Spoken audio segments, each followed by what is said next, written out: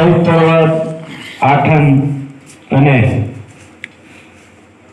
મંગળવાર જે ગુરુ મંગળ સાહેબનો વાર, એ દિવસે ખોડદાસ મહારાજની તિથિ નિમિત્તે નાનું એવું આયોજન રાખવામાં આવ્યું છે. ખોડદાસ બાપુને નિર્વાણ દિન જે હતો એનાથી માંડીને આજે 9 વર્ષ પૂર્ણ થાય છે.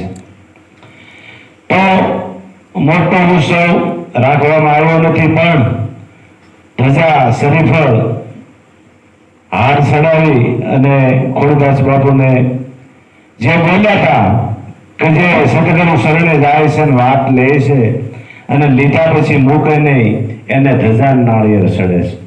એટલે મેં કીધું મુજા નામ છે એ આસમાન ને ધડે, એ કિસી કો ના જડે. અને જો ખડે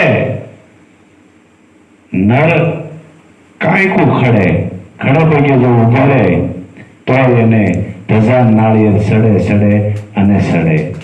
એમ ખોડદાસ મહારાજ જ્યારેથી વાત લીધી ત્યારે એક જ ધારા આ વાતની અંદર મસ્ત રહ્યા.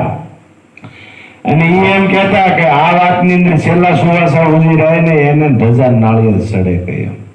બીજાના નામ 12 દિવસની અંદર ભૂસાઈ જાય છે. તો એનું નામ છે એ જમીન આસમાન ને ધડે કીધું છે.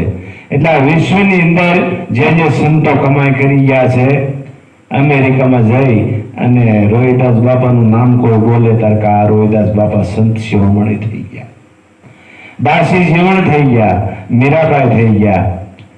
તો આ જે નામ છે એ સારા વિશ્વની અંદર એનું કાયમના માટે ગુંજતું રહે છે. એટલે સાંધો સૂર્ય રહે ત્યાં સુધી એનું નામ રહે છે. તો આવી જે કમાઈ કરી અને આપણે વત્સલી ખોડદાસ મહારાજ આજે દેહથી નથી નિર્વાણ પદને પામ્યા છે. તો આવા પુરુષને કોટી કોટી ધન્યવાદ છે, કોટી કોટી વંદન હોવો જોઈએ. અને એવા જ જીવોમાં તેઓ પણ જેમ સાહેબ એને આસોવદ આઠમ અને શુક્રવાર લીધો, અને ખોડદાસ બાપુએ સૈતરવદ આઠમ અને શુક્રવાર જે ગુરુની પત્નીમાં તો જેમ સાહેબ હારે જ નિર્વાણ દિનને પામ્યા છે. તો આવા પખ્ખર પુરુષ એને કાયમ માટે તેથી જબરજસ્ત ઉજવાય છે. પણ આ એક કોરોનાના કારણે એક કેવલ નાનું એવું આયોજન ખોડદાસ મહારાજનું રાખવામાં આવ્યું છે. તો દરેક બહેનો ભાઈઓ આવ્યા, પ્રેમીજનો આવ્યા, એમને ધન્યવાદ છે. અને આવા જે કમાઈ કરીને પુરુષો ગયા છે એ નામની બલહારી છે. હવે અહીંયા સમાધિ સ્થાન છે, ત્યાં શું છે? ન્યાય એક સંતનો દેહ દટાણો છે. તો શમશાનની અંદર શું છે? ન્યાય એક દેહ દટાય છે. પણ શમશાનની અંદર છોકરાને રોડવે નહીં મુકાય, ત્યાં કોઈ દેહમાં પછી શમશાનની અંદર નહીં જાય. હવે અહીંયા તમે જાઓ તો દેહ દટાણો, શમશાનમાં પણ દેહ જ દટાણો છે. તો અહીંયા આપણે આવી અને છોકરાને સમાધિ સ્થાન છે ત્યાં દોડવી મૂકશું. એ શું છે કે એની કમાઈનું પ્રતીક છે. એ કમાઈ કરી ગયા છે, ને આપણે માથું રાખીને ઉઠશું ને તો આપણને ડર નહીં લાગે, કારણ કે એ કમાઈ ધારી પુરુષનો દેહને દટાણેલો છે. તો એના નામ ઉપર ધજા ચડી છે, ધજા ચડાવવામાં આવી છે. ધજા ધોળી ધજા ચડાવી છે. ધોળી એટલે જળમૂળનો દેહ સતગુરુ સાહેબનો, એને ધોળી ધજા ચડવામાં આવે છે. કારણ કે 5 ધજાના રંગ છે, 5 તત્વનું શરીર છે. એમ જમીનનો રંગ પીળો છે, એને પીળી ધજા ચડે છે. પવનનો રંગ લીલો છે તો એને લીલી ધજા ચડે છે. આગનો રંગ લાલ છે તો એને લાલ ધજા ચડે છે. આસમાનનો રંગ શ્યામ છે તો એને શ્યામ ધજા ચડે છે. તો આ સફેદ ધજા છે એ પાણીના બુંદ, પાણી કેવું બંધ પડ્યું ને પિંડ રસાયો, 5 તત્વ 3 ગુણને પવન પીસાયો, રૂપનો સ્વરૂપ તો જોગી અગમથી આવ્યો. આ જળગુણનો દેહ સદગુરુ મહારાજનો, એના કારણે એમને ધોળી ધજા ચડવામાં આવે છે. તો આજે શરીફળ અને ધજા ખોડદાસ મહારાજને 9મી તિથિ પૂર્ણ થાય છે. અને આ કાલથી 10મી તિથિ ખોડદાસ મહારાજની શરૂ થાય છે. તો આવા જે સત્પુરુષ છે અને જે સત્યની વાત લીધી છે અને વાત લીધા પછી છોડી નથી, એના નામના કાયમના માટે જુગો જુગ સુધી આપણે કદાચ કાલે વૈયા જઈશું, પછી આપણા છોકરાના છોકરા વૈયા જાય છે, એના છોકરાના છોકરા વૈયા જાય છે, પણ આ જે નામ છે સત મંગલનું અને સત ખોડદાસ મહારાજનું અને સત જીવમાનું, એ ત્રણ કાળમાં જવાનું નથી. એટલે એને કીધું છે મુજા નામ આસમાન ને ધડે એ કિસી કો ના જડે. અને જો ખડે પગે પુરુષ ઉભો રહે તો એ ક્યારેય નામ છે ને એ કોઈ દિવસ ખડે નહીં. ખડે પગે ઉભો રહે તો એને 1000 નાળિયેર સડે સડે અને સડે, અને એ આપણે દરેક નિહાળી રહેલા છે. પણ આ પ્રતાપ ક્યાંનો છે? કેવલ સદગુરુ સાહેબનો. જો હું પણ કાંઈ આની અંદર ભાસ આવી જાય તો ક્યારે મેળ પડે નહીં. એટલે હું ને ટાળીને હરિમાં ભળો ત્યારે બનો હરિરૂપા. આખા વિશ્વનો શહેનશાહ છે એ સદગુરુ સાહેબ છે. સદગુરુ સાહેબ છે એ ક્યારે મરતા નથી, મરે એ ગુરુ નહીં. ગુરુ ક્યારે મરે નહીં, મરે એ ગુરુ નહીં. ગુરુ છે એ તો કાયમ છે, સત ઈ જ ગુરુ.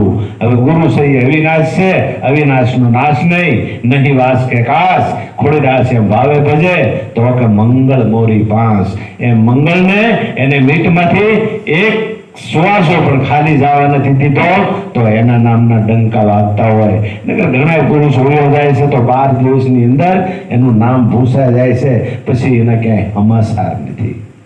તો આ સદગુરુ મહારાજ એવા છે, કોઈ વ્યક્તિ નથી. આ તન કી જાણે છે, મન કી જાણે, જાણે સીતની સોરી, એનાથી ભાગીને ક્યાં જાય જેના હાથમાં છે રહેણની દોરી. આખા વિશ્વને તાબે કરીને પુરુષ બેઠેલો છે એવો શહેનશાહ પુરુષ સત મંગળ સાહેબ આપણને મળેલો છે. તો મંગળ સાહેબ એમ કહે છે કે જેમ સત્યમાં જેમ હાલી ગયા છે એમ તમે થોડું હાલતા શીખો. કે એમ જેમ જેમ હાલશો ને એમ એમ તમારું કાર્ય થતું જશે. અને તમે જેમ ખોડીદાસ મહારાજ ગયા, જેમ જીવનમાં ગયા, જેમ મંગળદાસ બાપુ દેહથી ગયા, એમ જ તમે જાશો. એટલે સીધો જ છે આનો હિસાબ કે જેવું આપણે વાવશું ને એ જ ખળામાં આવશે. ઘઉં વાવશું તો ખળાની અંદર ઘઉં આવશે, ડુંગળી વાવશું તો ડુંગળી આવશે, અને ખડ જો નકરું વાવશું ને તો ખળામાં ખડ જ આવશે. એટલે ગઢ પણ છે એ એક ખડું છે. તમે જીવવાનીમાં કેવું કાર્ય કર્યું એવું ગઢપણની અંદર આવશે. એટલે આ ખરાખરીનો ખેલ કીધો છે સંતોએ. એટલે હરતા ફરતા ધંધો કરતા લક્ષ્ય ગુરુને શરણે, ગુરુ મહારાજને ક્યારે ભૂલવા નહીં. જેટલી યાદી છે એટલી આબાદી, ભૂલ ગયા 100 બરબાદી. જે કાંઈ બોલે છે એ સદગુરુ સાહેબ બોલે છે અને એ જ આપણને બોલાવે છે. એટલે કીધું બોલ બોલે ને બોલાવે રે અંતર્યામી આ પ્રિયો બોલે. ક્યારે આપણે માથે લેવાનું થતું નથી. સોહી કરતા સતગુરુ દાતા આપે ક્યારે ધરે નહીં પાપા, ક્યારે આપ ઉપર ક્યારે લેવાનું સહેજ નહીં. અને મોઢે કોઈ દિવસ કોઈ બોલે નથી. બડો બડા ને કીજીએ બડો બોલે નહીં બોલ. હીરો મોક્ષે ના કહે વો તો લાખો હમારા મૂલ. અજબો રૂપિયાનો હીરો હોય પણ એનું મૂળ કેવલ ઝવેરી કરી કે છે. તો જે મોઢે બોલવા ગયા છે ને એના ક્યાંય સમાચાર નથી.